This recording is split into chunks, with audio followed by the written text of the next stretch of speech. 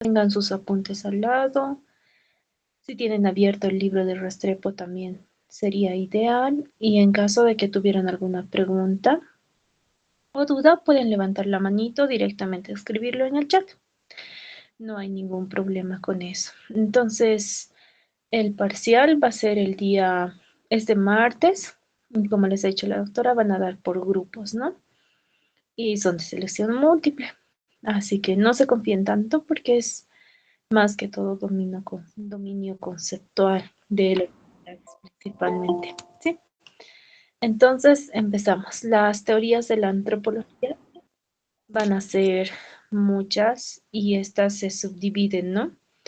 Cada una de estas teorías nos va a dar una explicación diferente en cuanto al desarrollo de la cultura. Es así que como primera teoría tenemos al evolucionismo con su principal autor, Lewis Morgan, quien va a distinguir tres grandes fases de la historia. ¿Cuáles son estas tres grandes fases? El salvajismo, la barbarie y la civilización. Y a su vez, cada una de estas fases se subdivide en tres subetapas.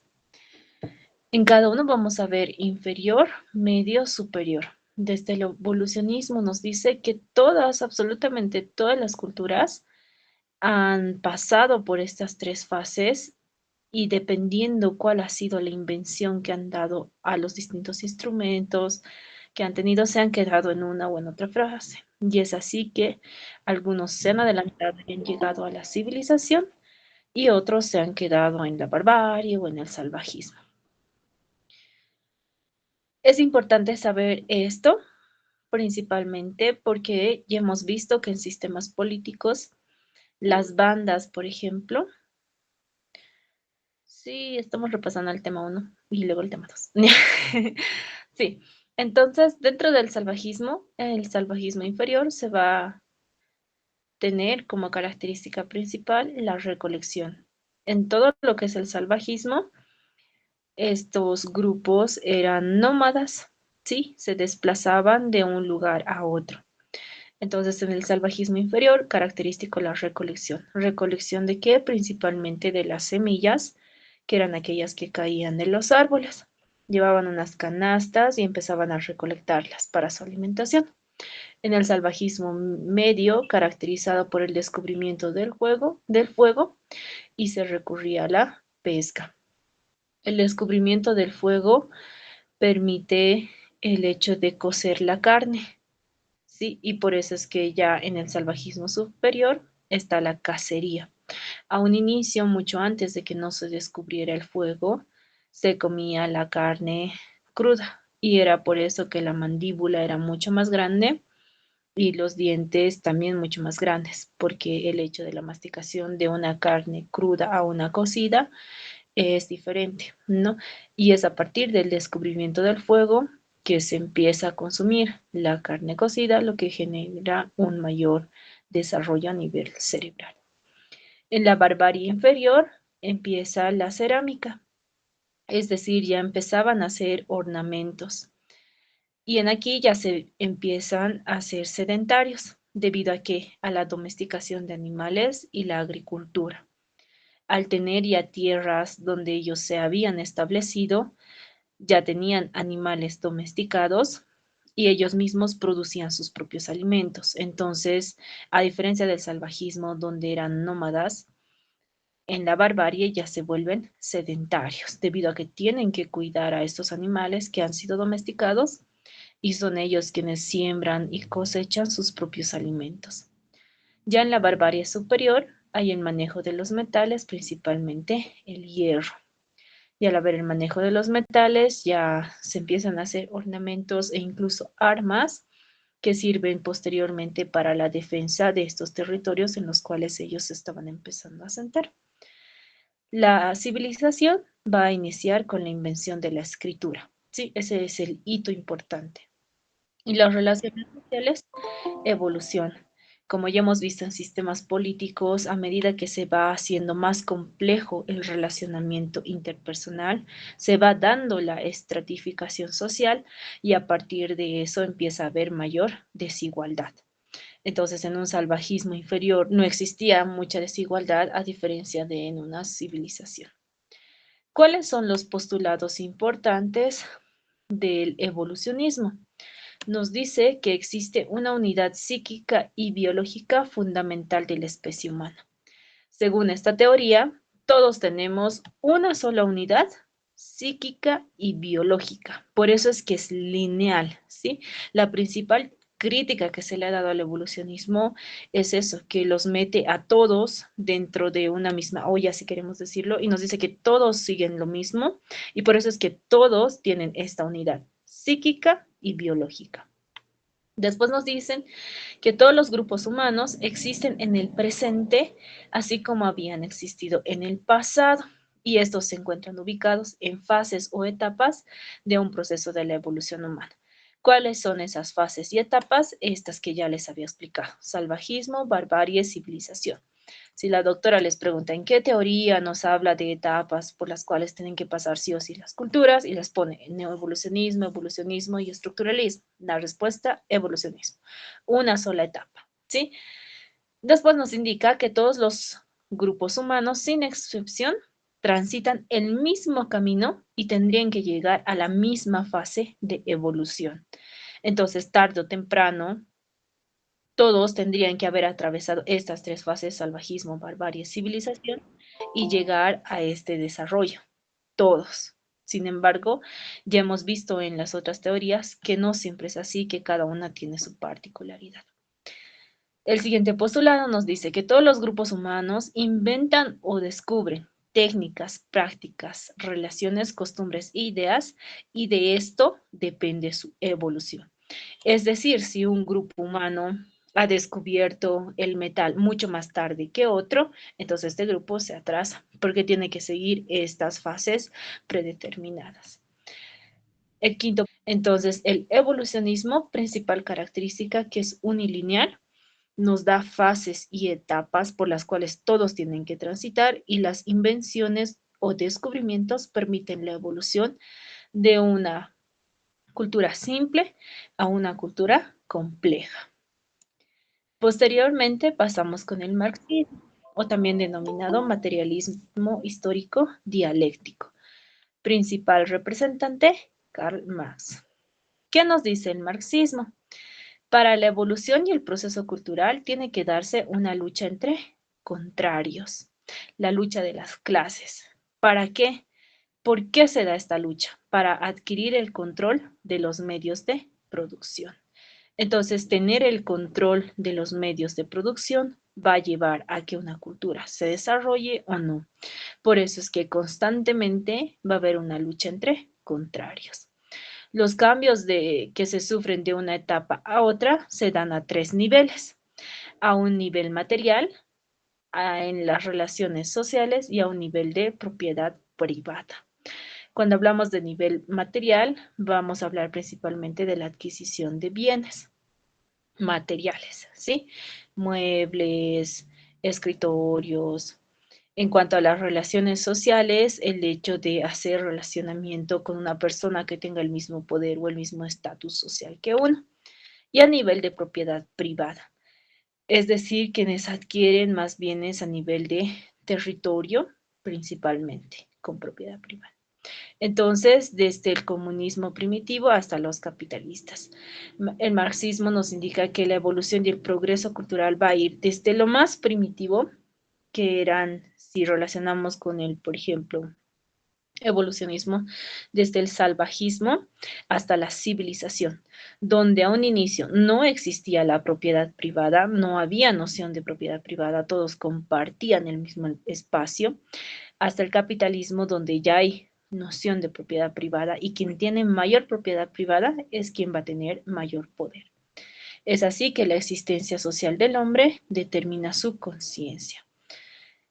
Esto a partir, marxismo, relaciónenlo con propiedad privada, ¿sí?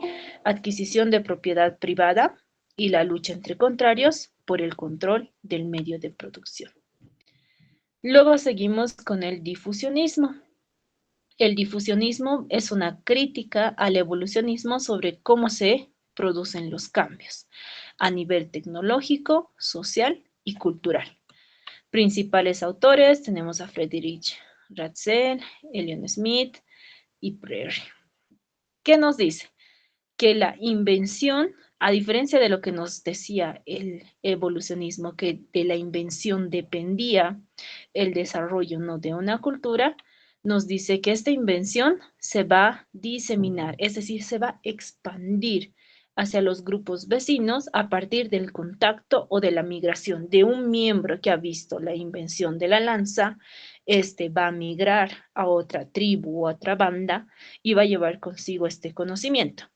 Entonces, las invenciones no es que cada cultura las descubre, nos dice el difusionismo, sino que se ha descubierto en un grupo y a partir de que los miembros de este grupo han migrado, es que este se ha expandido.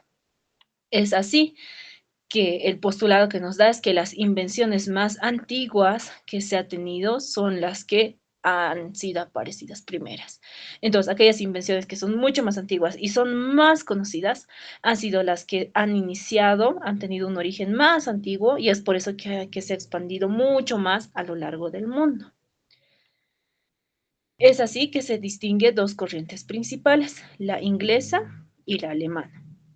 En la inglesa nos van a decir estos autores, Rivers y Smith, argumentan que Egipto ha sido el centro de las civilizaciones, o sea que a partir de Egipto es que todo lo demás se ha ido diseminando, se ha ido expandiendo. En cambio, la corriente alemana de Gravet y Schmidt también consideran que habían focos primitivos de difusión, es decir, habían puntos focales de los cuales ha empezado la expansión de la cultura y con ellas de las invenciones. ¿Qué postulados teóricos nos indica el difusionismo? El primero nos dice, el cambio histórico no sigue una dirección evidente, ni la sucesión de fases y etapas.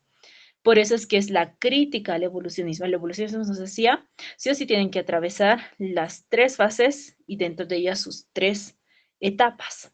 Sin embargo, el difusionismo nos dice, no hay una dirección evidente. Por eso es que plantean los ingleses que el foco ha sido Egipto y los otros que han habido focos y que a partir de eso se ha expandido el conocimiento. Entonces, como se ha expandido el conocimiento, no habría como que la sucesión de fases, porque obviamente alguien de la tribu que ya ha llevado este conocimiento, puede que otro que venga de otra tribu que ha visto un conocimiento mayor se junten y por tanto crean otro. Después, la invención no era una regla para la evolución. Recordemos que el evolucionismo nos dice que a partir de qué cuánto inventen o descubran, depende el desarrollo de esta cultura. Sin embargo, el difusionismo nos dice la invención no es la regla, sino la diseminación de este.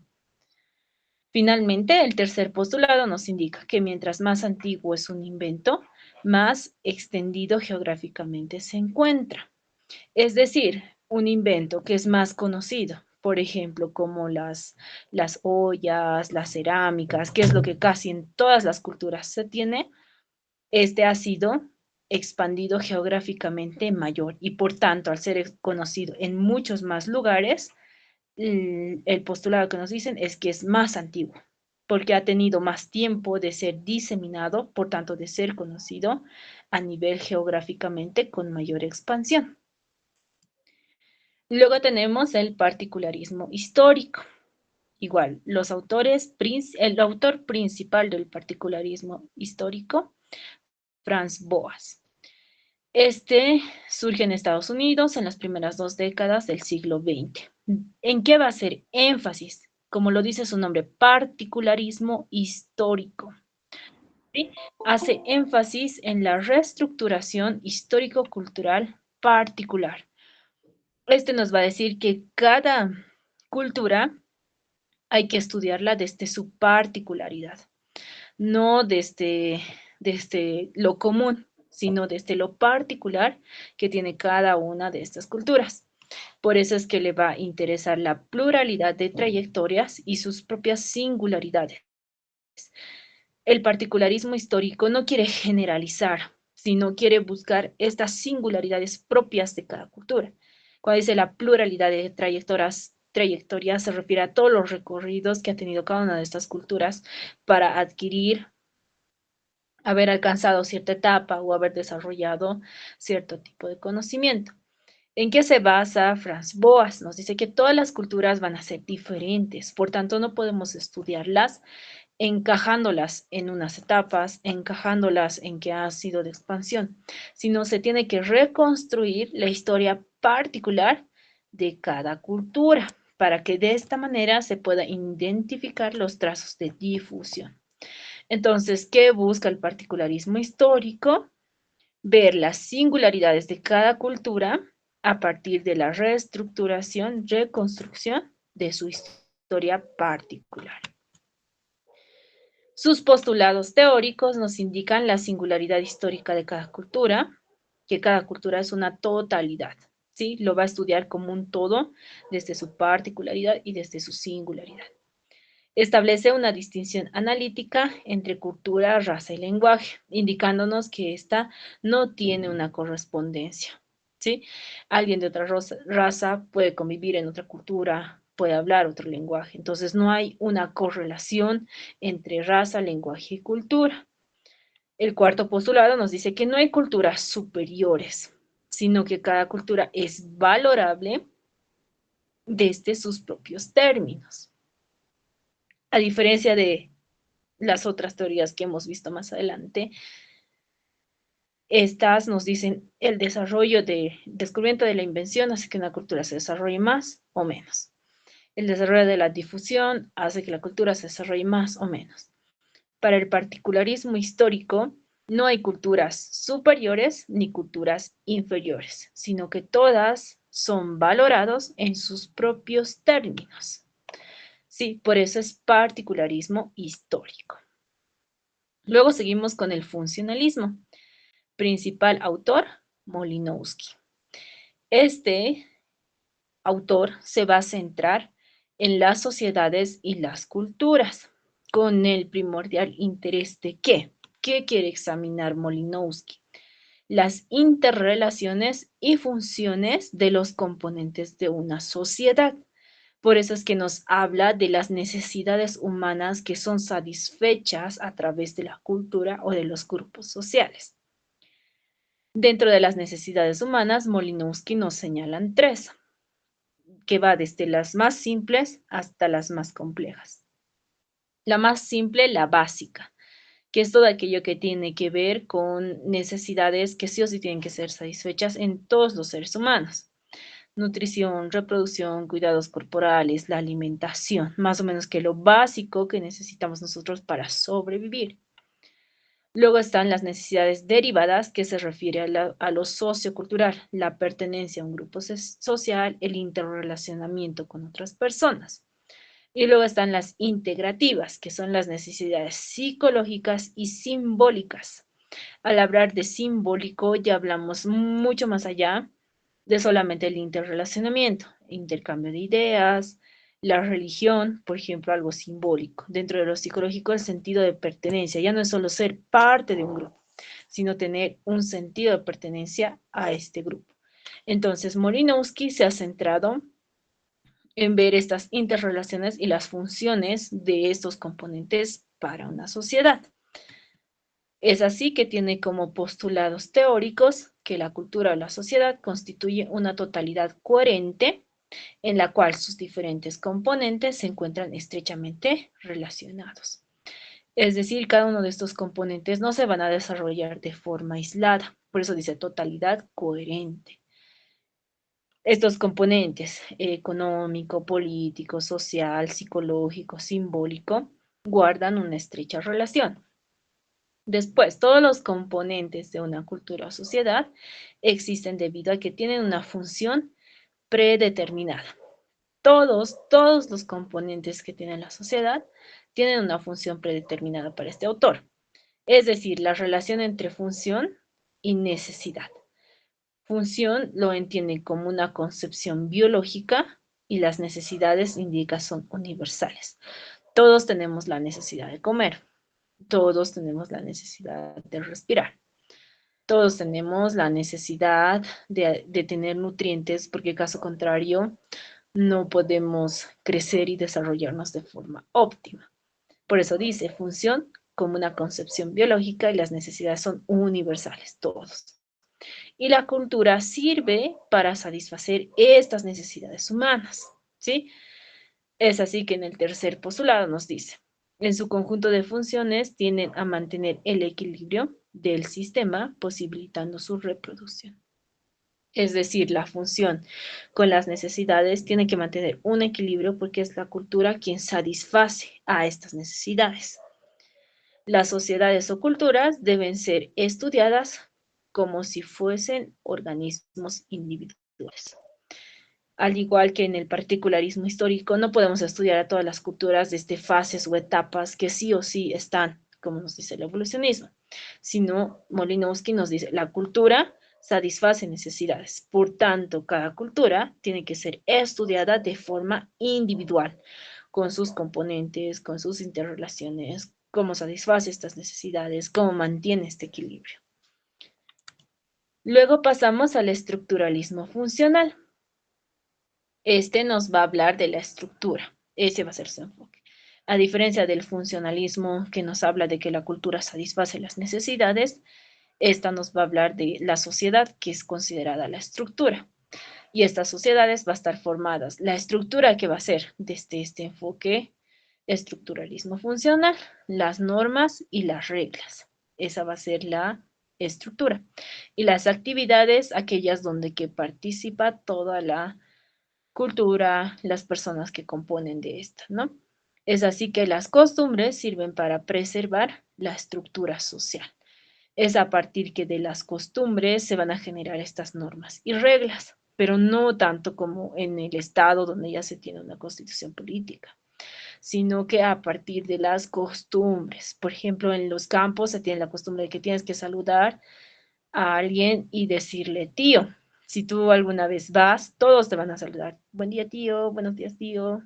No, entonces es a partir de la costumbre y en realidad se ha hecho una norma el hecho de saludar a alguien con ese denominativo de tío. ¿Sí? La función es considerada como condiciones necesarias de existencia. Entonces, el estructuralismo funcional nos va a hablar de la sociedad como estructura. ¿Qué va a ser las estructuras? Las normas y reglas. Estas a través de que son preservadas de las costumbres. Luego tenemos el materialismo cultural de Marvin Harris. ¿Qué nos dice el materialismo estructural? No, cultural. Va a Un distinguir. favorcito, ¿podrías repetir quién era el representante del estructuralismo? Ya, Brown. Radcliffe Brown. Brown, acuérdense del apellido, Brown. Es el único que tiene Gracias. medio raro. Listo.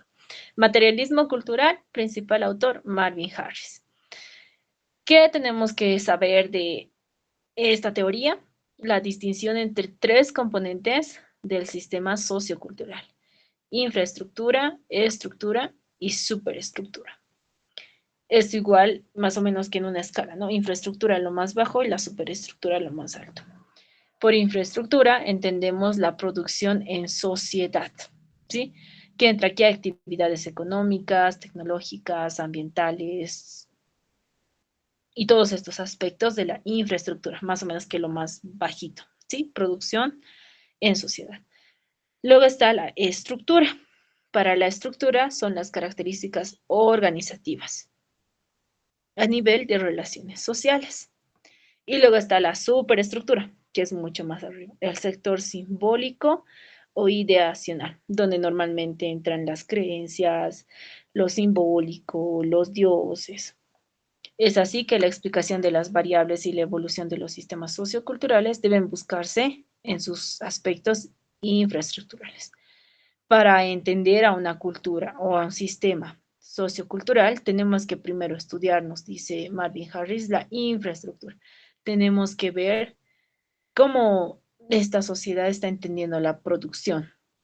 sus actividades económicas, a qué se dedican, qué tecnología utilizan, todos esos aspectos. Y ya luego vamos estudiando la estructura, cómo se organizan, y luego la superestructura, donde está ya en un sector más simbólico. Luego tenemos al neoevolucionismo, donde hay dos autores, ¿sí? Aquí cuidado se confundan. Está Leslie White y también está Julian Stewart.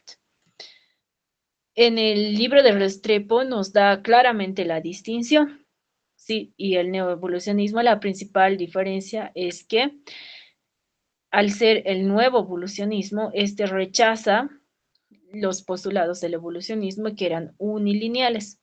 En el neoevolucionismo se habla de lo plurilineal, ¿sí? Es decir, que las culturas se han desarrollado en distintas etapas, en distintos aspectos y no solamente han seguido una sola línea de evolución. ¿Qué nos dice Leslie White? Que las sociedades pasan por diversas etapas evolutivas, rechazando la idea de que estas etapas no van a ser necesariamente iguales en todas. Concibe la cultura como un mecanismo de adaptación que tiene como propósito la producción y la captura de energía. Producción en cuanto a alimentación principalmente. Propone, nos dice, consideren a la cultura como un sistema organizado e integrado por tres sistemas. ¿Cuáles son esos tres sistemas? El tecnológico, sociológico e ideológico. Tecnológico, todas las herramientas que utilizan, sociológico a nivel de relaciones interpersonales e ideológico, lo simbólico, ¿sí? Es así que nos dice White que el desarrollo cultural procede mediante una creciente transformación de energía, lo que lleva a que al crecimiento poblacional, al incremento de la productividad y a la especialización económica. Es decir, mientras mayor producción haya, mayor alimento se da a las personas, por tanto, estas van a tener mayor energía. Se reproducen y hay un crecimiento poblacional.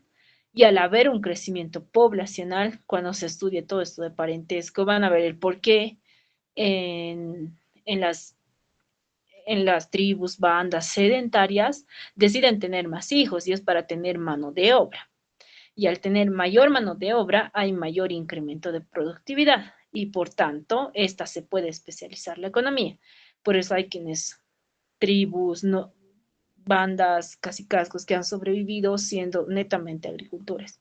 Su especialización económica es otros crianza de animales. Entonces, es así que el hecho de la producción incrementa la población, por tanto, la productividad y la especialización económica. En cambio, ¿qué nos dice Julian Stewart? Que también es un autor dentro del neoevolucionismo. Él nos dice, ¿no?, de que la evolución debe ser pensada por un proceso de ramificaciones sucesivas. Él nos habla de la multilinealidad, que no apunta necesariamente a la misma dirección, ni van a implicar los mismos pasos.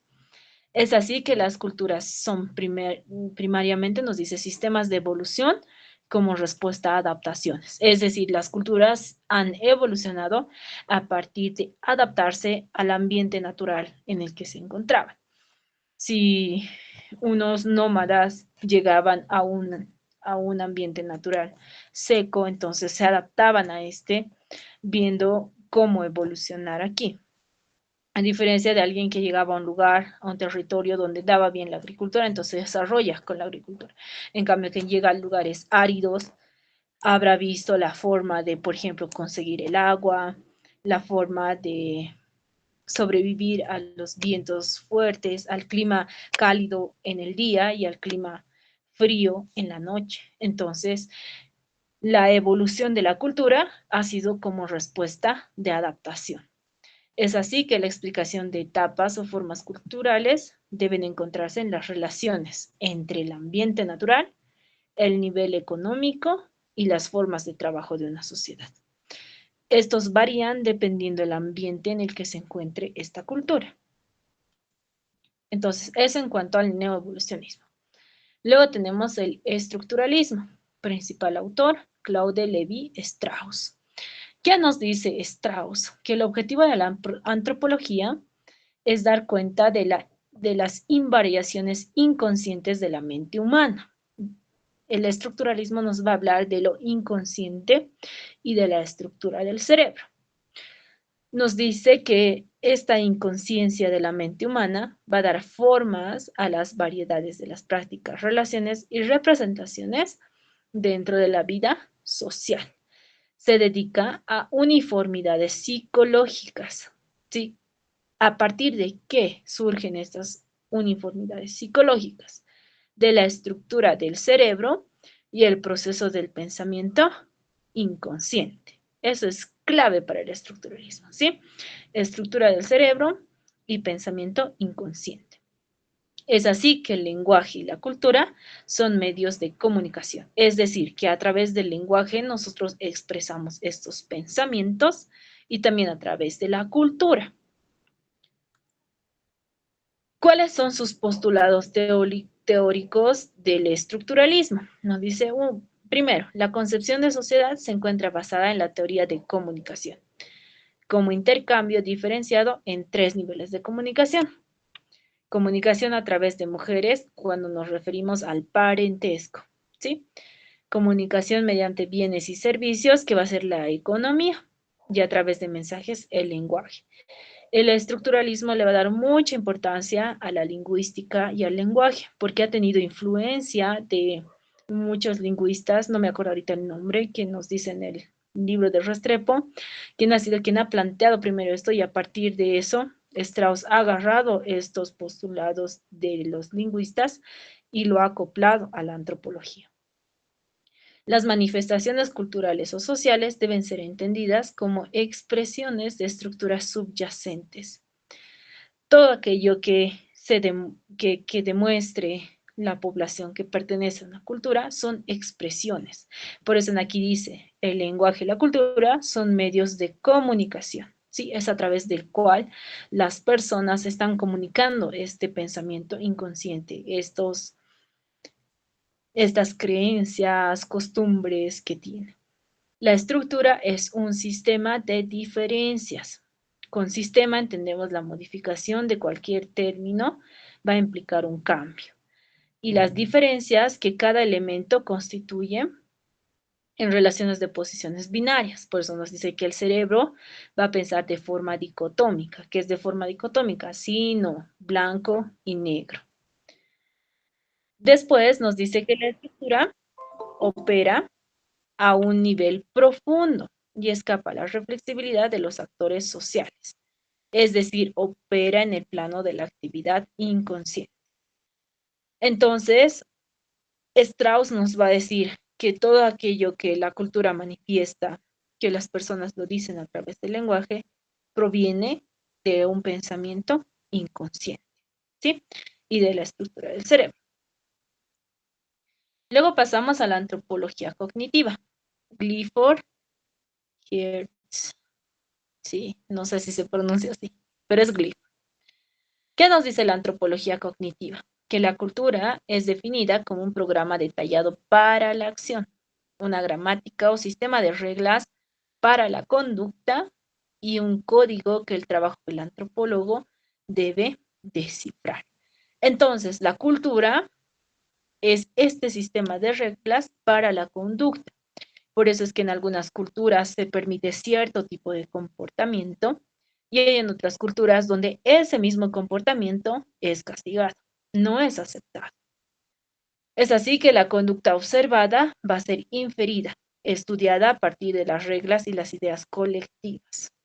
¿Sí? Para entender la cultura, nos dice este autor, la conducta que estamos observando, nosotros tenemos que estudiar las reglas y las ideas colectivas de esta cultura.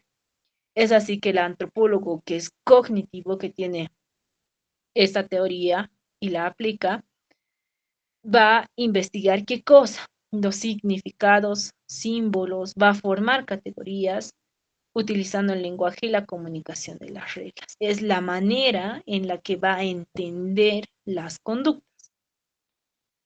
Y a esto le ayuda la antropología interpretativa, que no tiene un autor como tal, ¿sí? Este nos dice que durante la enculturación los individuos interiorizan un sistema de significados y símbolos previamente establecidos, usando este sistema cultural para definir su mundo, expresar sus sentimientos y realizar sus juicios. ¿Qué es la enculturación? Para que entendamos mejor el concepto. Es el proceso por el cual las personas aprenden a integrarse a una sociedad, adaptando costumbres, valores y normas, ¿sí? Es decir, cómo la persona se está adaptando a esta nueva cultura. Por eso hablamos de enculturación. Entonces, por eso dice aquí, cuando los individuos interiorizan sistemas de significado y símbolos. Es así que la antropología interpretativa aborda la cultura como textos cuyas formas y especialmente significados deben ser descifrados por el antropólogo en el contexto cultural e histórico particular en el que se encuentra. Es así que las culturas van a ser consideradas textos que los nativos leen constantemente y los etnógrafos deben descifrar.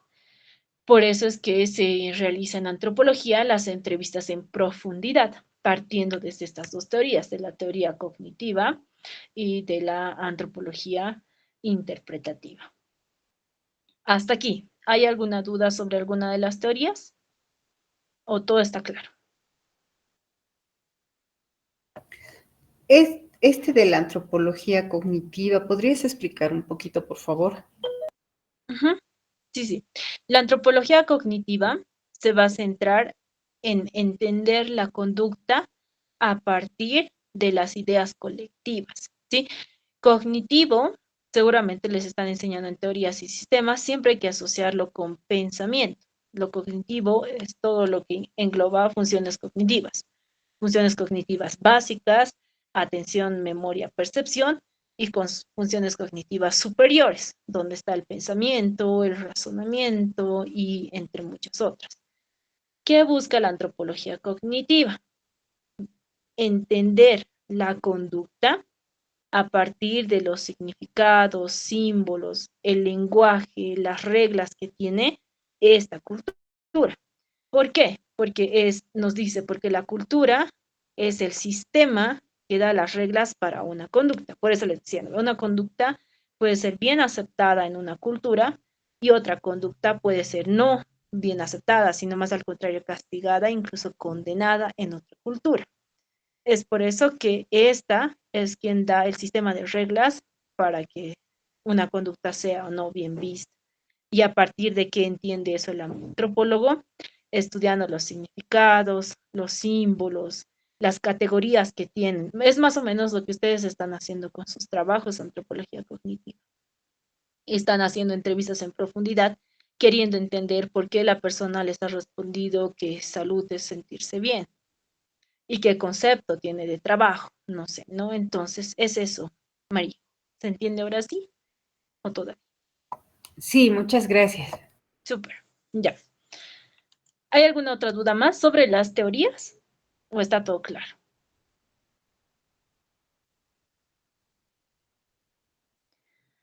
Ya, súper. Entonces, continuamos. Luego de ver las teorías, necesitamos conocer cuáles son los métodos, cuáles son las técnicas, qué enfoques tiene la antropología y en qué áreas se desempeña y las zonas geográficas. Lo que no tengo aquí son los objetivos de la antropología, porque los que yo tengo de mis apuntes del 2020 ya seguramente están desactualizados y la doctora les ha dado lo que eran los nuevos objetivos. Y no he podido tomar nota de ellos, así que por eso es que no están. Ya, y si alguien los tiene, bueno, nos puede escribir en el chat y ahí lo tenemos. ¿Cuáles van a ser los métodos de la antropología? Dos, la etnografía y la etnología. Van a tener mucho cuidado con esto. Cuidado, se confundan. Les pongo a la doctora de escribir estudios comunidades y la cultura en particular. Les voy a poner etnografía, etnología. No, redondear. Etnografía, estudio del pueblo. Etnología, análisis y comparación intercultural y transcultural, ¿sí? La etnografía describe y estudia a la comunidad cultura en particular, es decir, a una sola cultura. En cambio, la etnología, a partir de los resultados que dé la etnografía sobre el estudio de esta cultura, esta va a buscar comparar datos entre una cultura y otra cultura, por eso es intercultural y transcultural, ¿sí? Y a partir de esto quiere generalizar, quiere sacar datos que generalicen ciertos rasgos, ciertos aspectos comunes, tal vez la economía, la política, los estratos sociales. En cambio, la etnografía estudia únicamente a un pueblo, ¿sí? A una sola cultura en particular. Por eso es que va a utilizar trabajo de campo, es decir, va a ir el antropólogo a vivir a esa comunidad, cultura que se quiere estudiar. Va a recopilar datos a partir de entrevistas en profundidad y observación participante principalmente. Organiza, analiza e interpreta. Saca categorías, va a hacer el análisis de todas estas entrevistas, informantes claves, y a partir de eso va a empezar a analizar e interpretar. En cambio, la etnología, con los resultados que lanza la etnografía, analiza y compara para buscar qué generalizaciones. Entonces, etnografía estudia a una cultura, un pueblo. Etnología es intercultural, o sea, va a buscar comparar culturas y transcultural. Luego tenemos las técnicas etnográficas y estas son 9. La observación directa, que es cuando se va a un lugar y directamente hacemos observación a nivel conductual. ¿Qué hace, qué no hace, cómo reacciona frente a un estímulo, cómo reacciona al otro? La conversación, importante como técnica etnográfica, las entrevistas. Métodos genealógicos, van a buscar hacer los árboles genealógicos, ¿no?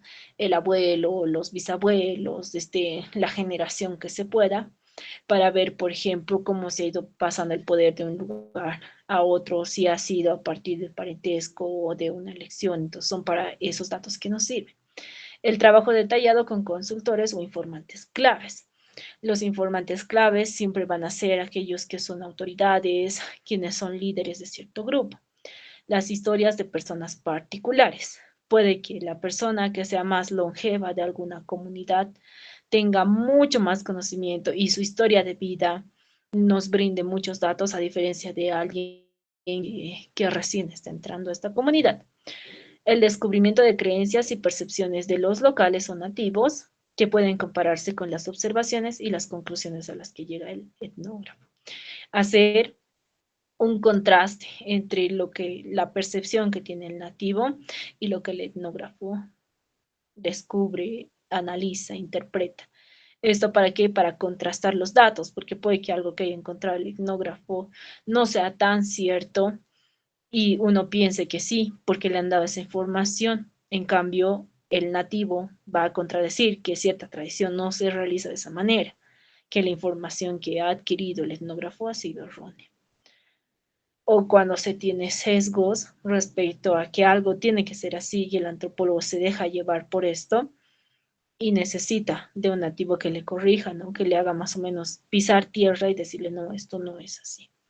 Las investigaciones orientadas a problemas de diversos tipos, quienes son psicólogos sociales, hacen investigaciones respecto a solucionar, por ejemplo, problemas del clima, problemas del ambiente de la comunidad, del clima, del relacionamiento, ¿sí? Las investigaciones longitudinales. Tenemos investigaciones longitudinales y transversales. Las longitudinales son aquellas que se realizan a lo largo del tiempo. Pueden durar entre 1, 2, 3, 10 años, 20 años, longitudinales. Y normalmente una de las técnicas que se emplea son las investigaciones en equipo. Es necesario que se cuente de un equipo multidisciplinario en muchas ocasiones, o en todo caso de 1, 2, 3, 4 etnógrafos.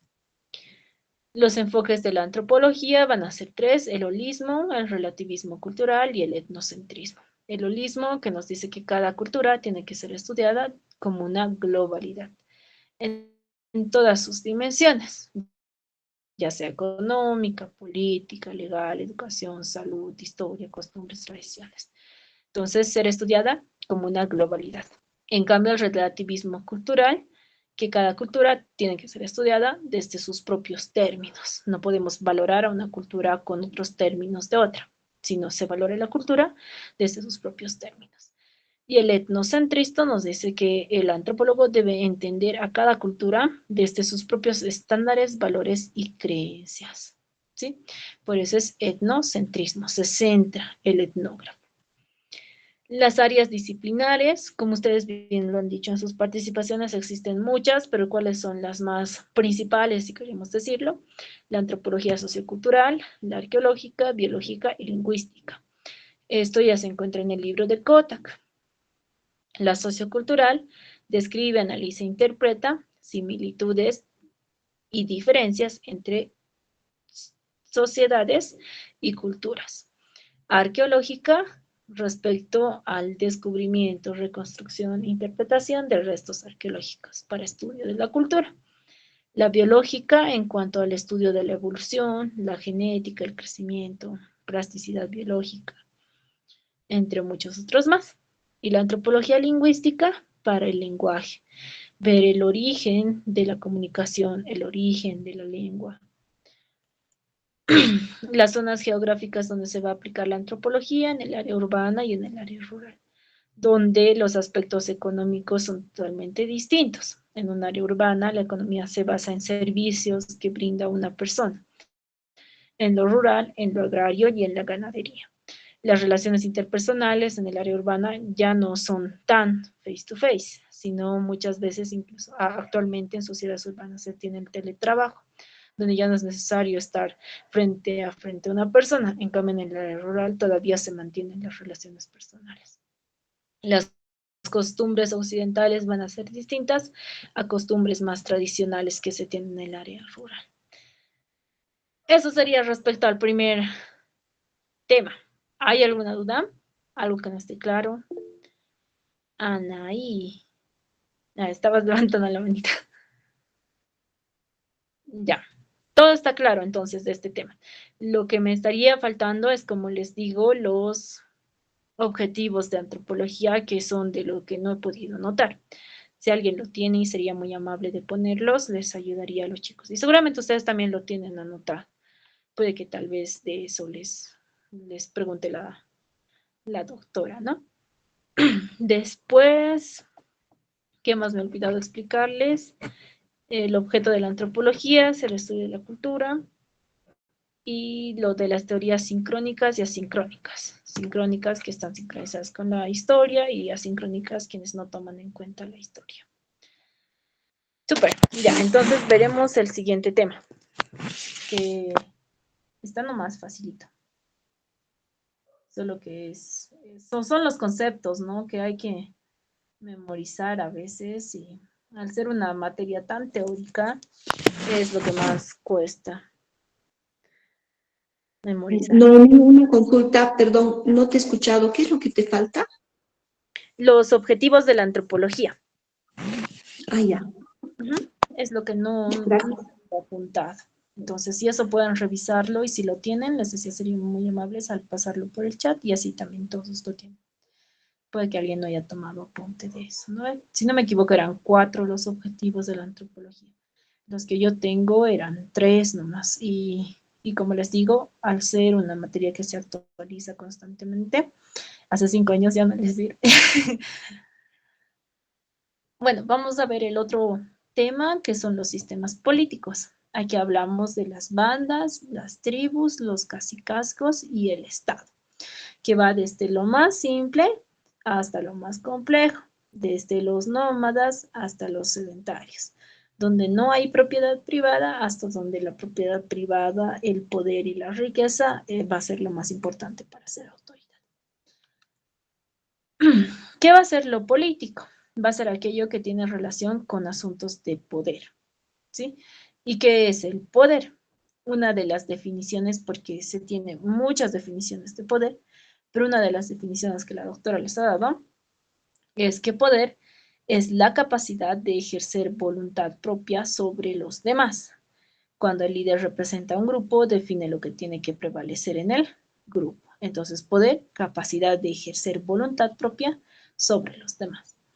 Los estudios antropológicos revelan que hay una variación sustancial entre el poder formal e informal, la autoridad y los sistemas legales en diferentes sociedades y comunidades. ¿Qué quiere decir esto? Que el poder, la autoridad y los sistemas legales van a variar dependiendo en la sociedad en la que nos encontremos y a la comunidad a la cual se le estudie. ¿Por qué? La selección puede que el poder sea considerado de distinta u otra manera en distintos aspectos culturales, donde el poder se ha visto tal vez como quien tiene el poder es quien es más longevo o quien tiene el poder es quien es el más fuerte, ¿sí? Y a partir de esto va a depender la autoridad. Si la autoridad va a ser esta persona que tiene más longevidad, por tanto más poder en cuanto a conocimiento, o aquel que tiene más fuerza, o en todo caso en el Estado quien tiene más riqueza, más prestigio. Entonces, ¿qué es un sistema político? ¿Sí? Va a ser una organización de una serie de interrelaciones sociales, porque va a involucrar grupos sociales, ya no solamente número de personas, entre personas, que permite el ejercicio del poder en una población para que puedan obtener los objetivos deseados. Entonces, el sistema político es una organización interpersonal que involucra a muchas personas y estas personas permiten el ejercicio del poder. Es decir, si no se tiene un grupo de personas, no se necesita alguien que lidere, que gobierne, que sea autoridad de este grupo de personas. Entre tres personas difícilmente se va a necesitar a alguien que gobierne, ejerza poder sobre las otras dos, a no ser que se haga algún trabajo y se pida algún líder o algún jefe de grupo. ¿Y para qué? Para alcanzar los objetivos deseados. Póngale el ejemplo de cuando se hacen grupos en materia, se les pide a un responsable y ese es el responsable a quien se le envía toda la información necesaria para hacer el trabajo. Entonces, ese grupo se ha formado y ha elegido darle el poder a esta persona para alcanzar los objetivos deseados. No sé, hacer bien el trabajo, aprobar bien la materia, tener la máxima calificación, un sistema político. Pero aquí ya no solo hablamos de grupos de 5, 10, 20 personas, sino de millones y millones de personas que son habitantes de un territorio y a partir de ello es que todo este grupo de personas permite que uno o más personas, dependiendo de cómo sea la organización política, ejerzan poder sobre esta población.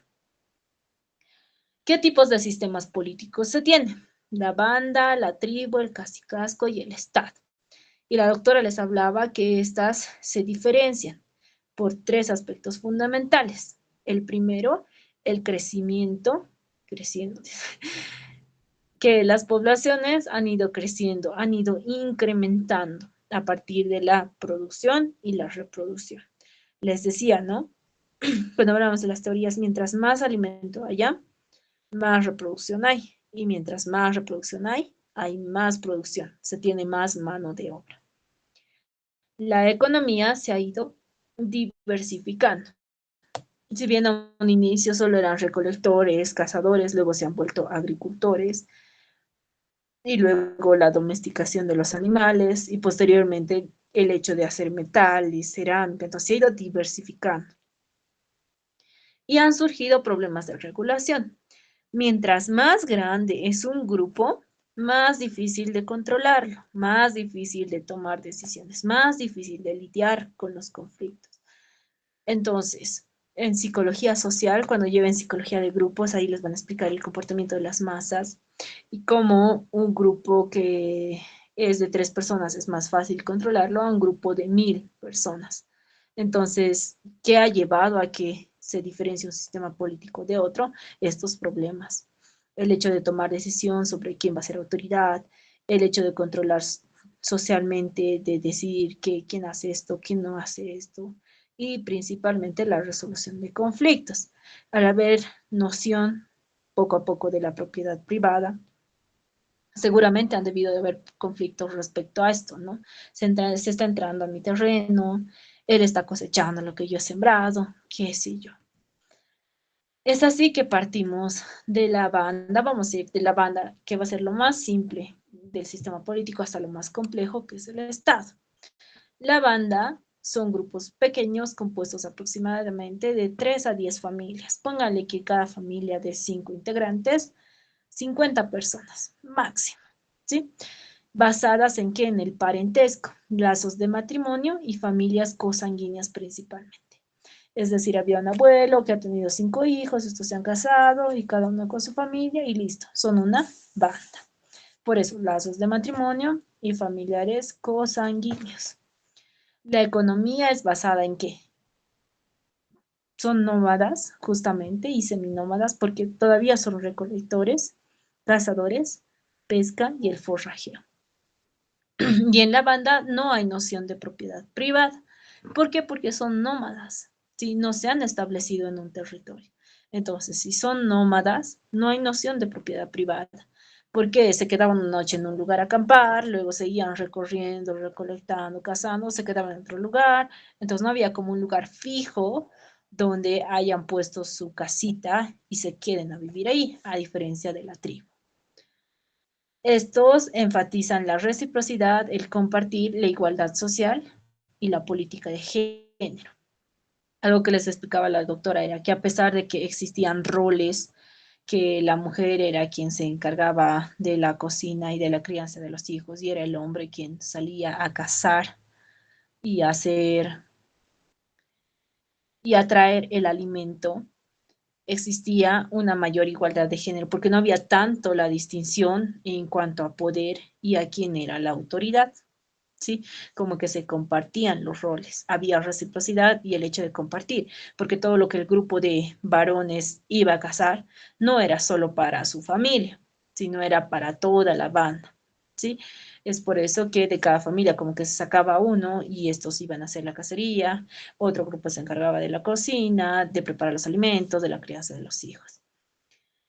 Y un aspecto importante es que en las bandas no se, no se veía mucho el hecho de que haya demasiada reproducción porque era difícil trasladar a un niño pequeño que a un niño grande de un lugar a otro, al ser ellos nómadas. Entonces la reproducción no era tan incrementada, si queremos decirlo, como en la tribu o en el cacicazgo o en el estado.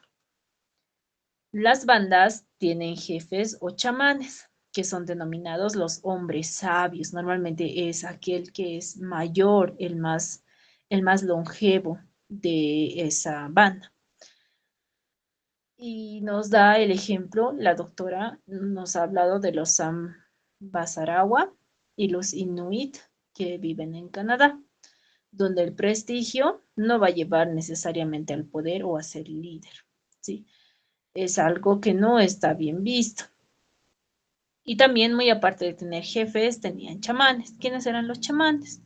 Los guías religiosos, aquellos seres mágicos que tenían estos poderes sobrenaturales, los médicos, los adivinos, quienes a partir de algo que ocurrían eran aquellos que recurrían a que se haga algún tipo de sanación, curación, esto de lo mítico, por ejemplo, de los rayos, si nacía en tal día, en otro día. Entonces era más de un pensamiento mágico dentro de la banda. Es así que los chamanes eran quienes eran depositarios de sabiduría, ayudaban en las relaciones que tenía el hombre con la naturaleza a partir de la vida espiritual. Luego tenemos a las tribus. Las tribus, a diferencia de las bandas, ya están compuestas por 100 a 1000 personas aproximadamente. Y estos ya son sedentarios, ¿sí? Ya no se mueven de un lugar a otro como en la banda, sino se establecen en un solo lugar. Y estos ya practican la agricultura. Por eso es que su economía es de horticultores y pastores. Ya hay la domesticación de animales. También están organizadas en grupos de parentesco de una ascendencia común, ya no necesariamente cosanguínea, pero sí común, ¿no? Es decir, que de un jefe han existido 2 familias y luego otras familias, entonces a partir de eso que se ha formado una tribu. Carecen de un gobierno formal y no tienen medios confiables para reforzar las decisiones políticas. Todavía aquí no hay como que alguien que sea electo como en el Estado. Todavía no se da la estratificación socioeconómica y los jefes de aldeas son denominados los grandes hombres, líderes del grupo de ascendencia, consejos de aldeas, líderes asociacionales pontribales. ¿Quiénes eran referentes para ser líderes? ¿Quiénes podían ser escogidos líderes? Se les daba el atributo de líder. Aquellos que trabajaban más que el resto y tenían prestigio. A diferencia de la banda, donde el prestigio no era relevante, en la tribu va adquiriendo mayor relevancia y es mucho más en el cacicazgo y mucho más en el estado. Estos todavía son igualitarios y como que la igualdad de género aquí ya va disminuyendo, ¿no? Los roles ya van a ser mucho más marcados a diferencia que en la banda. ¿Por qué disminuye el igualitarismo? Debido a que el tamaño de la aldea incrementa. Mientras más grande es el grupo, mayor desigualdad existe y mayores conflictos van a existir. Es así que el incremento del tamaño de la población disminuye la igualdad que se tenía en la banda, porque es más difícil de controlar qué roles se están desempeñando, si se está haciendo de forma igualitaria o no. El ejemplo que igual mencionaba la doctora era de los Yanomami, donde el jefe tribal, es decir, jefe tribal de una sola aldea, carece de derechos de omitir órdenes. Es decir, este jefe que era denominado de la tribu no daba órdenes, pero persuadía, incitaba y trataba de influir sobre la opinión pública. Y tenía como característica principal ser generoso. El gran hombre, quien era normalmente el jefe de la tribu, casi siempre era varón. No había mujeres que fueran el gran hombre, ¿sí? Los papuanos pacuacu tenían el estatus, quienes eran los grandes hombres de estas tribus, a través de que lograban del trabajo duro y aquí ya hay acumulación de riqueza. También es generoso, tiene aptitud física, valor y poderes sobrenaturales. Entonces eran ese tipo de jefes que ya se tenía en las tribus. Las riquezas acumuladas van a servir para convertirla en prestigio y gratitud.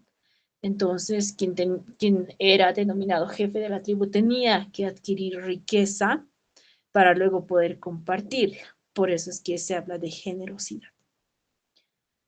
También aquí se va a hablar de las cofradías pantribales y de la política nómada. Las cofradías pantribales van a ser las asociaciones que permiten vinculación entre diferentes tribus, ya sea por género, generalmente los varones, y por edad. Por eso es que son más comunes las alianzas masculinas, si quieren decir lo que las femeninas. Las cofradías pantribales son cuando dos o más culturas entran en contacto y se extienden a través de toda la tribu y abarcan varias aldeas. Es decir, que hacen como una alianza, ¿sí? Muy aparte del parentesco, algo que se puede comparar ahora en la actualidad con las cofradías pantribales son los sindicatos laborales, las hermandades, fraternidades, partidos políticos, donde se proporcionan vínculos, sí, hay contactos. ¿A partir de qué? Para prevenir una guerra o para generar una guerra, por eso pueden ser resultados de las guerras, donde han buscado la ayuda y han hecho este contacto entre una o más tribus, culturas, y se han unido para pelear frente a algo que los estaba atacando. Son relevantes en las movilizaciones militares general y en la organización política regional. Y se pueden desarrollar cortes o grupos etarios, es decir, grupos generacionales que han hecho cierto tipo de vinculación con otro tipo o grupos etarios. Adultos de 40 años, adultos de 30 años. Entonces, se desarrollan a partir de esto. Y las políticas nómadas. Los Masaí son un ejemplo de tribu nómada. Es decir, las tribus, algunas de las tribus, no todas, todavía se desplazaban de un lugar a otro. Y en estos la organización política es menos personal, más formal y orientada menos al parentesco. Recordemos que en la banda era más de... Estas bandas se formaban a partir de lazos de matrimonio y parentesco consanguíneo. Sin embargo, en las tribus ya no es así. La estructura de la autoridad está de acuerdo con el ambiente específico. El incremento de la autoridad aumenta los problemas de regulación. Es decir, los problemas de regulación empiezan a incrementar por la cantidad de personas que se tiene dentro de la tribu y por tanto es necesario de una autoridad. La coordinación se da de forma meticulosa sobre los movimientos de grupos étnicos, es decir, cómo se van a desplazar de un lugar a otro. Cada grupo tiene un propio líder y su autoridad es débil, no sé por qué es más difícil de mantener el control. ¿Se imaginan cómo se mantendría el control con 1000 personas que se desplazan de un lugar a otro? Complicado. Más si se tiene una autoridad que no está lo suficientemente, tal vez, formada, capacitada.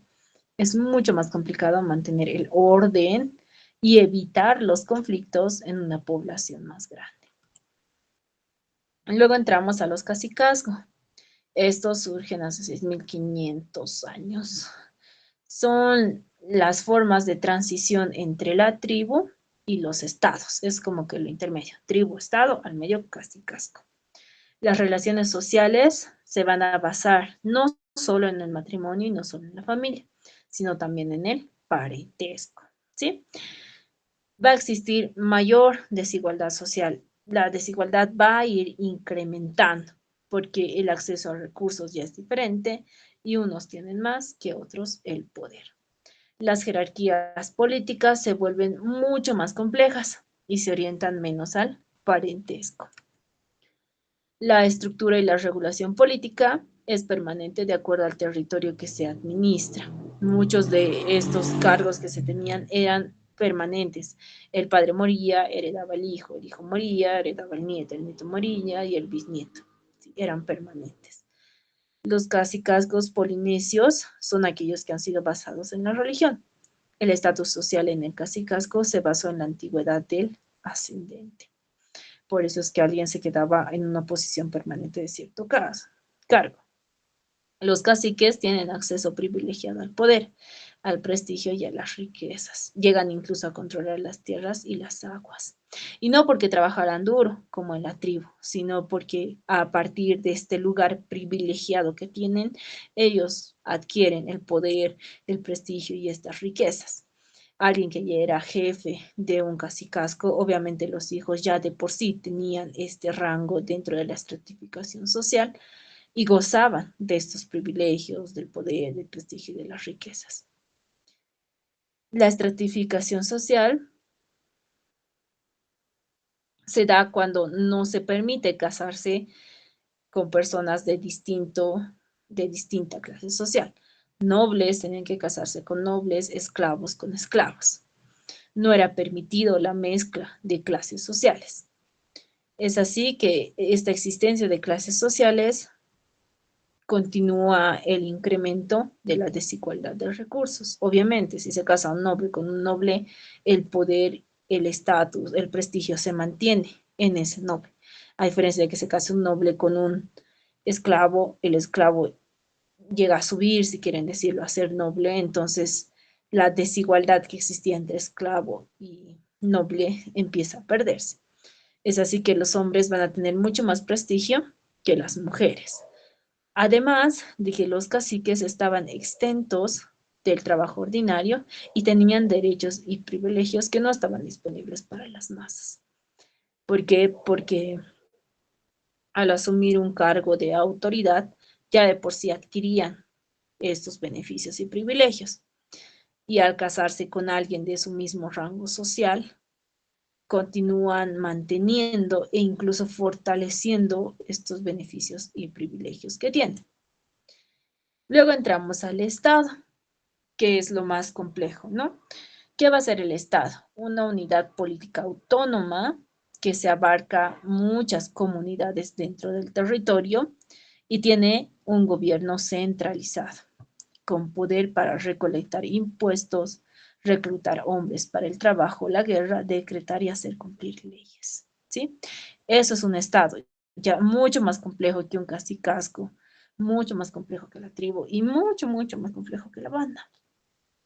En este ya se habla de un territorio de comunidades, ya no solamente personas, sino comunidades que se encuentran dentro de este territorio. Se tiene un gobierno centralizado, una autoridad, un presidente, quien es aquel que va a recolectar impuestos, fuentes de trabajo, decreta y hace cumplir las leyes. Por eso hablamos de una constitución política. Las relaciones son más formales con una estructura gubernamental, tanto formal y estratificación socioeconómica. En los estados, las clases sociales se van a dar a partir de la estratificación socioeconómica, no solo de una clase social, sino de cuánta riqueza se posea.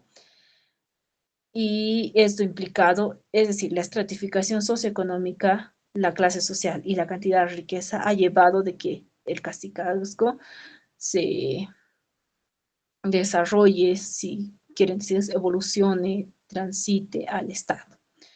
No se basa en el parentesco. Ya no hay ningún tipo de relación entre en parentesco, a diferencia de que sea consanguíneo, de que haya lazos de matrimonio. Siguen existiendo, pero ya no es como una regla, porque, por ejemplo, nosotros vivimos en un estado plurinacional de Bolivia y no todos somos parientes, ¿sí? Y es así que reúne personas y les obliga a jurar obediencia a un gobierno. Nosotros obedecemos y seguimos la constitución política del Estado, donde tenemos derechos y deberes, sanciones, tenemos leyes que tenemos que cumplir, deberes que podemos realizar, derechos que se nos han sido dados a cada uno de nosotros desde nuestro nacimiento dentro del territorio boliviano. Es así que las dimensiones de la estratificación social va a tener tres niveles principalmente. El estatus socioeconómico, riqueza, ingresos, cuánto dinero genera uno, tierras y propiedad privada. El poder, la capacidad de ejercer la voluntad propia sobre los otros, y el prestigio, que va a ser entendida como la estima, respeto o aprobación de actos, consideradas ejemplos que tiene un líder. Entonces, una persona que llega a tener una estratificación social alta no solamente tiene que tener dinero, sino también tiene que tener poder y prestigio. ¿Cuáles son las funciones del Estado? Principalmente cuatro: control poblacional, judicial, control y vigilancia y control fiscal. Poblacional se va a referir en cuanto a la administración que tiene de la población sobre garantizar derechos y obligaciones. Judicial, leyes, códigos basados en decretos, en una constitución política del Estado, y de ahí ya se tienen las leyes específicas para cada cosa. Control y vigilancia, con el cumplimiento de decisiones y proteger, ¿no? La parte militar y los policías. Control fiscal, sostener al propio Estado, gobernantes oficiales, jueces y el bienestar en general. Y eso sería sobre los sistemas políticos. ¿Hay alguna pregunta? ¿O todo está claro? ¿Todo claro? Ya, súper, chicos. Entonces, con eso estaríamos concluyendo la auxiliatura del día de hoy. ¿Qué más tienen que estudiar aparte de esto? La guía que les ha dejado la doctora. A eso se refería al, que dice, trabajo etnográfico, si no me equivoco, dice, ¿no ve? Ay, no me acuerdo. Sí, creo que dice trabajo etnográfico, etnografía, entrevista. Pero ese es lo que también se tiene que estudiar. ¿Qué es lo que más entra de ahí? En cuanto a qué es etnografía y cómo se elabora la primera guía, las características. ¿Qué características tienen que tener la primera guía? Que tienen que ser preguntas neutras, impersonales, abiertas. La segunda guía, preguntas personales, dirigidas y abiertas. Entonces, es lo que normalmente va a entrar. qué es el trabajo etnográfico, porque ya luego es la guía. Entonces son 2 hojitas que se tienen que leer, que les va a ayudar a complementar un poco con las teorías que se tienen. ¿Sí?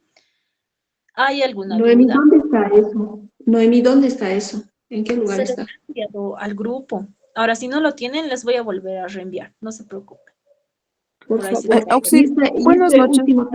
este último también, por favor, estas diapositivas que has pasado ahora, por favor, Noemi. Ah, sí, sí. Ahorita lo descargo y se los envío. Nuevamente el de teorías y este de los sistemas políticos. Pero como bien les ha dicho la doctora, revisen los textos. Es lo ideal, ¿no? Les va a ayudar mucho a complementar. Pero esto sí, les sirve como guía y ahí pueden ir complementando. Ahora sí, me estabas diciendo, ¿quién era? Rodríguez, Valle. ¿Ah? Buenas noches, Oxy. No quería decirle igual que si nos podía mandar lo que es las diapositivas y para reforzar, tal vez si nos ha mandado, mil perdones, pero a veces como está arriba se nos confunde ya, por favor, y No, gracias, porfa.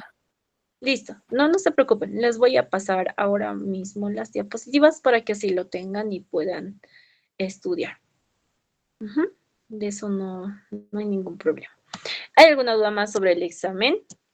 Tienen que estar puntuales, ¿sí? Porque luego, em, bueno, ustedes se van a quedar con menos tiempo de su parcial y no les conviene. Sí, por grupos, como les ha mandado, también la doctora les ha mandado la lista y les ha dicho de la A a la L a las 3:30, y el otro grupo, si quiere, puede venir a esa hora y quedarse a estudiar afuera, ¿no? Pero ya el otro grupo tiene que venir de las 5:30, si no me equivoco, hasta las 6. ¿Cuántas preguntas son? ¿Qué tiempo de...? Sí, ese día no se va a pasar clases, solamente se va a tomar el examen, por eso es que les ha dividido en 2 grupos. ¿Sí? La doctora les va a dar todo el tiempo que les ha dicho, o sea, desde las 3:30 hasta las 4:30, la hora entera, y luego va a descansar media hora y luego otra vez, ¿no ve? Si no me equivoco, algo así está el horario.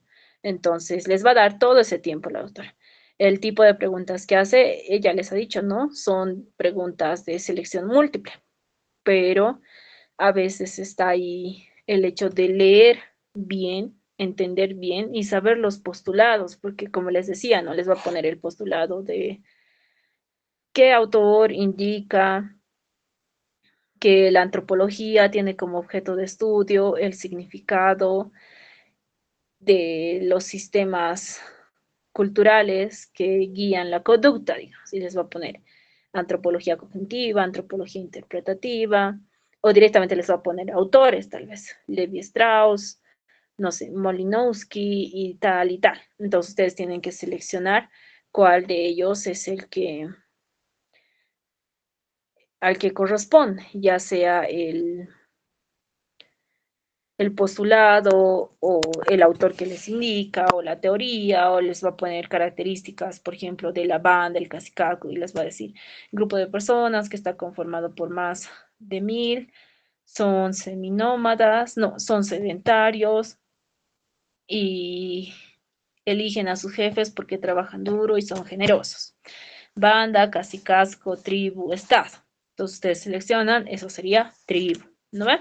Lo mismo con las bandas, o les va a decir tal cosa tiene esta característica y esto y el otro. Entonces seleccione a qué autor pertenece, a qué sistema político pertenece. Entonces por eso es que son de selección múltiple.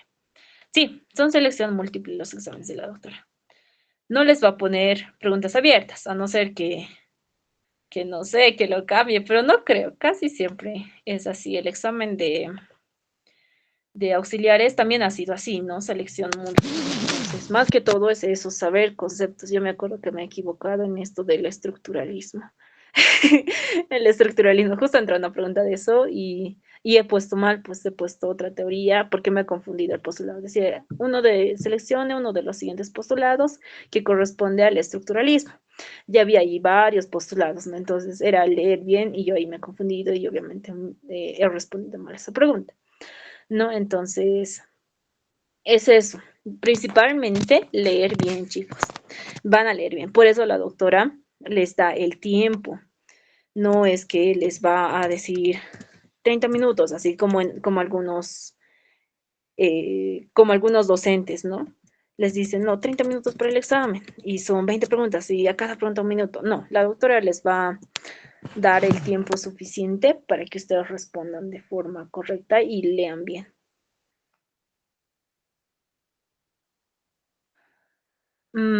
Ya les ha dividido los grupos. No creo que se pueda cambiar de un grupo a otro porque está por orden de apellido. De todas formas, preguntarle a la doctora, escribirle, ella suele responderles, aunque tarda un poco, pero escribirle o directamente al grupo, que es donde lee más rápido, ¿no?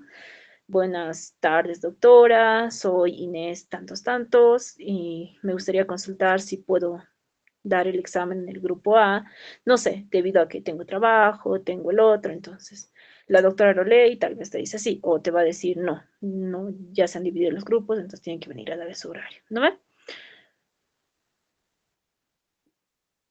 Va a entrar solo hasta donde han avanzado las entrevistas, es decir, hasta la segunda guía de entrevistas en cuanto al trabajo de etnografía. Por eso les decía, principalmente las características que tienen cada una de estas guías y respecto a las primeras dos hojas donde está qué es el trabajo etnográfico. Les da como que un concepto, qué es la observación participante, la entrevista en profundidad y todo eso. Entonces, es eso. Ujú. ¿Tienen alguna otra duda más? ¿O ya está todo claro? Si tienen dudas, preguntas, háganmelas ahora. Quienes todavía no me han enviado sus trabajos ay, de esto para revisar las entrevistas o alguien no ha respondido, vuelvan a escribir. Hasta donde yo he revisado, he respondido a todos.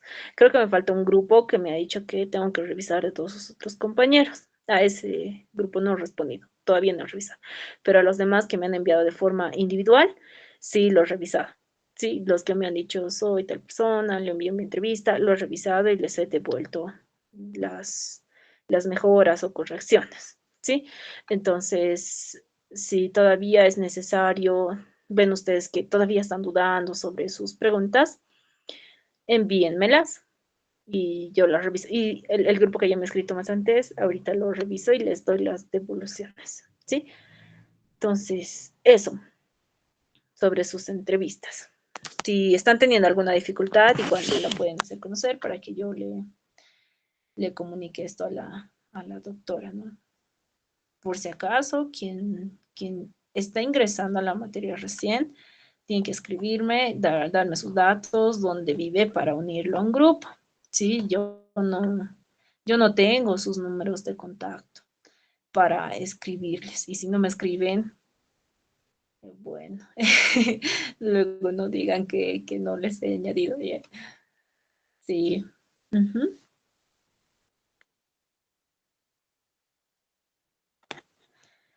Sí, la transcripción del uno y ya tenían que haber elaborado su segunda guía de entrevista. Esa la reviso y pueden proceder a la segunda entrevista. Quienes ya han hecho la segunda entrevista pueden hacer la tercera guía de entrevista y de igual manera enviármela. Sí, si necesitan la ayuda. David, dime. Buenas noches, Oxy. Tenía una duda con respecto a las entrevistas. Le cuento que estaba haciendo una entrevista a una señora y le dije que había que hacer unas 2 o 3 entrevistas o si estaba dispuesta, porque fue la que se expresó mejor y la que dio las respuestas que me ayudaron para hacer la transcripción. La cosa es que recientemente me dijo que no iba a poder y si en vez de ella podría ser su hija, pero también le dije que la entrevista solo se basaba de ella, entonces si le iba a hacer a su hija, tendría que reiniciarlo desde la entrevista uno. Entonces, ¿eso qué Ujú. podría hacer? Porque recién me confirmó hoy día. Si te da la posibilidad y su hija está predispuesta a hacer la entrevista y a darte la información y a no volverte a fallar, sería bueno volver a empezar. Entonces, te va a ser más dificultoso a ti, ¿no? Pero si hay esta predisposición, vuelve a empezar con ella y como ya tienes tu primera guía, vuelve a aplicar la primera guía y ya al mismo rato trata de ese mismo día o en otro día ya quedaron en un otro día con ella para hacer la aplicación de la segunda entrevista. Pero si en todo caso la señora puede todavía reflexionarlo y decirte que sí, ya sería ideal, porque ya has empezado con ella. Ujú. Bueno, está bien, sí, gracias. Listo. Sí, chicos. Se van a topar con mil cosas. Las personas tal vez ya no van a querer responderles. Por eso la doctora les daba la recomendación, ¿no? De que busquen a alguien que esté predispuesto a hablar. Y a veces, obviamente, puede ocurrir cualquier tipo de percance o que la persona vivía ahí y de un día para el otro se ha ido a vivir a otra zona o ya no les responde. Entonces, si es así, es volver a empezar otra vez aplicando la guía y, y la primera entrevista y luego la segunda, la tercera. Entonces, vean que sea realmente alguien, porque van a ser 6 guías, 6 o 5 creo que es.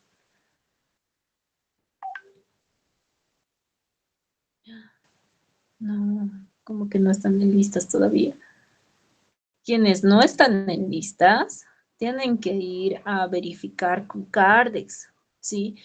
Por si acaso el aval para que ustedes tengan algo para reclamar a final de semestre, su boleta de inscripción tiene que estar sellada y firmada por Cardex. Si no está sellada y firmada por Cardex, Cardex se lava las manos y les va a decir, yo no he avalado esto, yo no he puesto mi sello y mi firma, por tanto no estás inscrita. ¿Sí? Con eso es con lo que se hace, se limpia las manos Cardex. Entonces, si tienen su boleta de inscripción, ustedes vayan y díganle, me lo puede sellar, por favor, y les va a preguntar seguramente para qué. Y ustedes díganle, para beca comedor, que es normalmente la excusa que se utiliza. Necesito entregar en beca comedor, me han pedido sellado y firmados. Entonces te lo sellan y te lo firman. O tengo que entregar para algún certificado, entonces te lo van a sellar y firmar. Eso es que está avalado y Cardex ha avalado y ha sellado porque efectivamente estás inscrito en los paralelos correctos. Sí, si todavía alguien no está en listas, es raro, a no ser de que sea alguien que esté todavía con proceso de beca y esté tardando en salir su matrícula. En esos casos, sí, puede que todavía no estén en becas, diría, en listas. Pero si han entrado por examen de admisión y por prefacultativos, ya tendrían que estar en listas. Y si no están, vayan a Cardex a reclamar.